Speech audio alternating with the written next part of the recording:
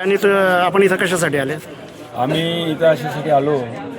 आम्हाला एक गुप्त माहिती मिळाली होती की जळगाव जिल्ह्यात चोपडा तालुक्या या गावी KGN म्हणून कॉलनी आहे. तर तिथं बकरी ईद कुर्बानीसाठी 100+ गोवंश कत्तलीसाठी डांबून ठेवण्यात आले आहेत. तर त्यासाठी आम्ही नंदुरबार, नाशिक, जळगाव व मालेगाव आणि धुळे प्राणीन फाउंडेशन व विश्व हिंदू परिषद बजरंग दलचे गोरक्षक आम्ही या ठिकाणी आलो व आम्ही SP साहेबांना फोन केला. SP साहेबांनी ॲडिशनल SP साहेबांना फोन करून आम्हाला एक LCBचं पथक दिलं. LCBमधले एक अधिकारी आम्हाला मिळाले. जेव्हा आम्ही स्पॉट रेडला तिथे गेलो तर त्या जमावाने अचानक पोलीस प्रशासनावर पण आणि आमच्या गोरक्षकांवर हल्ला केला.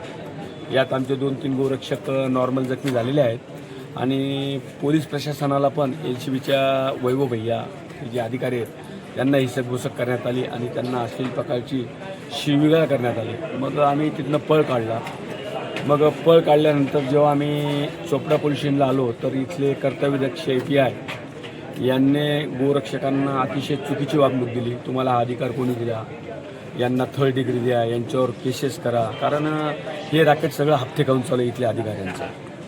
कारण यांना 1.5-2 लाखाचा हप्ता आहे.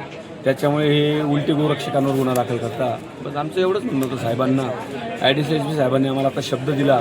70 गोवंशांवर आमची आता FIR झालेली आहे. आत्ता त्यांना 12 रिकवर झाले आहेत आणि आम्हाला ॲडिशनल SPने शब्द दिला. कारण आम्ही आता गेल्या 3 तासापासून या 40 डिग्री सेल्सिअस तापमानामध्ये आम्ही उपोषणाला बसलो होतो.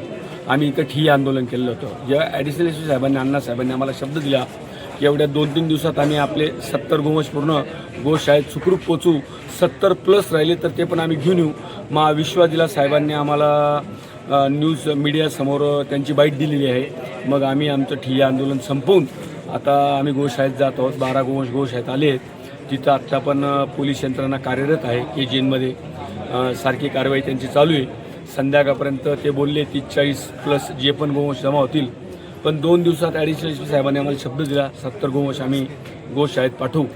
तर आता गोरक्षक आम्ही परतीच्या प्रवासाला निघणार आहोत. जय श्रीराम. नेमका रोष कोणत्या अधिकाऱ्यावर आहे तुमचा? नेमका रोष आमचे इथले API काय मधुकर साळवे साहेबांना. कारण या अधिकाऱ्यांनी आम्हाला ट्रीटमेंट व्यवस्थित दिली नाही.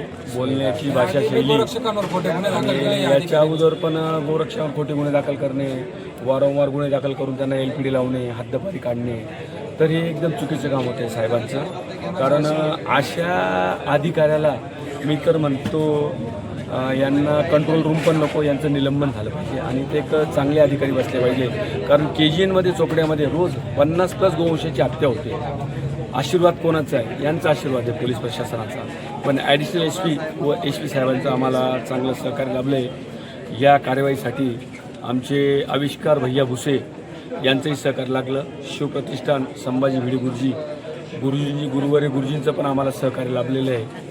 आणि भरपूर अशा काही संघटना आणि प्लस हे चोपडा गावातील हे जागृत हिंदू 200+ सर्व आता नवीन गोरक्षक सर्व हिंदू आमच्या मदतीला इथं धावून आलेले होते. तर मी सर्व जागृत हिंदूंचं मनापासून अभिनंदन करतो. जय श्रीराम.